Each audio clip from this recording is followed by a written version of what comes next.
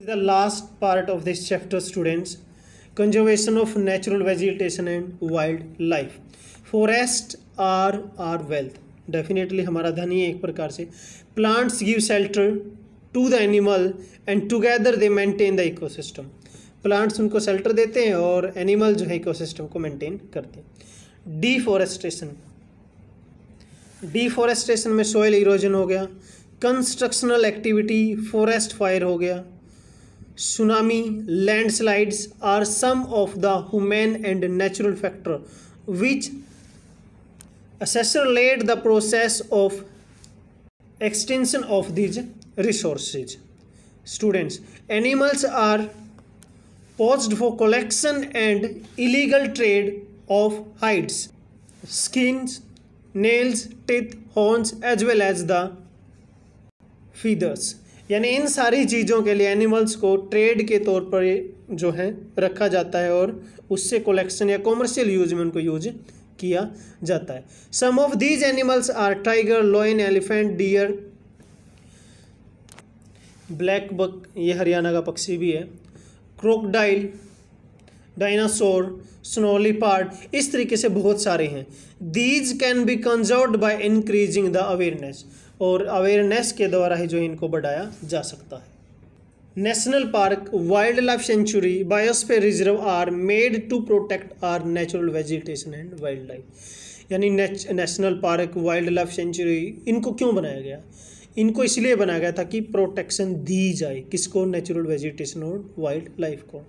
Conservation of creeks, lakes and the wetland wetland is necessary to save the precious resources from the depletion.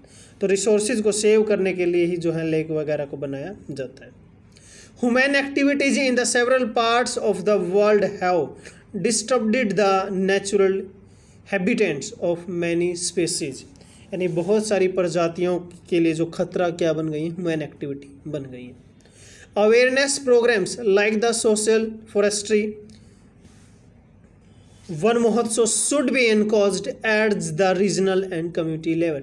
Regional और community level के ऊपर जो है इनको एनकोज्ड किया जाना चाहिए, प्रोत्साहन देना चाहिए.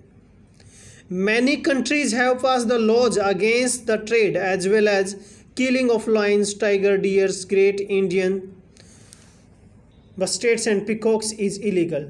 तो इस तरीके से अलग अलग कंट्रीज ने, इवन इंडिया ने भी बहुत सारे कानून बनाए कि कुछ स्पेसिफिक स्पीसीज या जातियों या प्रजातियों को मारना नहीं है.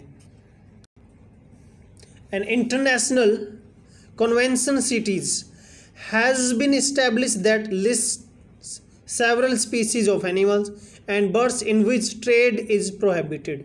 बहुत सारी ऐसी प्रजातियां हैं पशु पक्षियों की जिनका ट्रेड करना या व्यापार के लिए यूज करना प्रोहिबिटेड है, बैन है.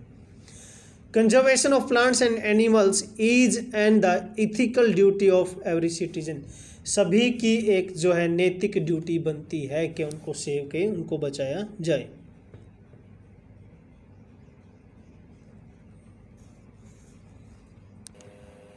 Silk is obtained from the silk worm that are bed on the mulberry trees. शहतूत जिसको बोलते हैं, उस पेड़ के ऊपर ये लगता है, वहाँ से ऑब्टेन किया जाता है.